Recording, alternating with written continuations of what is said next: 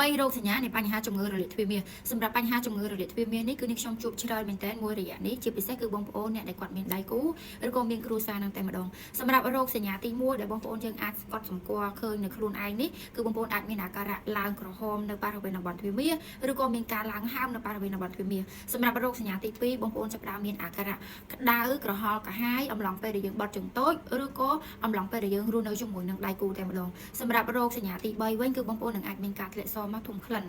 នេះបងប្អូនអាចនឹងធំក្លិនឆ្អាបឬក៏មានការធ្លាក់សមកមានពណ៌មានរមាស់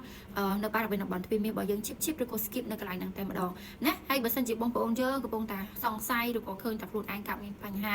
រលាកទ្វារមាសក្តៅក្រហល់កាហាយឡើងហាមឡើងកុំកតឡើងប៉ងបែកហើយបងប្អូនអាចរស់រាន់រកដំណោះស្រាយចេញកុំទុកយូរណាព្រោះបើសិនជាបងប្អូនទុកការរលាកនេះកាន់តែយូរទ្វារមាសរបស់យើងអាចនឹងហើមកាន់តែខ្លាំងហើយនេះខ្ញុំជួបករណីបងប្អូនយើងមួយចំនួនដែលតាក់ទងមកនឹងខ្ញុំណាទ្វារមាសរបស់គាត់ហ្នឹងគឺហើមធំខ្លាំងមែនទែនអ្នកខ្លះឡើងជាកូនកតលឬក៏ឡើងប៉ងបែកទៀតអញ្ចឹងសង្ឃឹមថាបងប្អូនយើងដែលកំពុងជួបប្រទះរស់រាន់រកដំណោះស្រាយអញ្ជើញទៅមន្ទីរពេទ្យប្រឹក្សាយោបល់ជាមួយនឹងគ្រូពេទ្យជំនាញឲ្យបានច្បាស់លាស់ហើយបើសិនជាបងប្អូនយើងចង់សួរនាំពាក់ព័ន្ធជាមួយនឹងបញ្ហាជំងឺនេះជាមួយនឹងនាងខ្ញុំពីគោលការណ៍សុខភាពបន្ថែមឬក៏ដំណោះស្រាយបងប្អូនអាចតាក់ទងតាម Telegram បាននាងខ្ញុំនឹងមានជាដំណោះស្រាយមួយចំនួនជូនបងប្អូនអរគ្នាអាចយកទៅដោះស្រាយ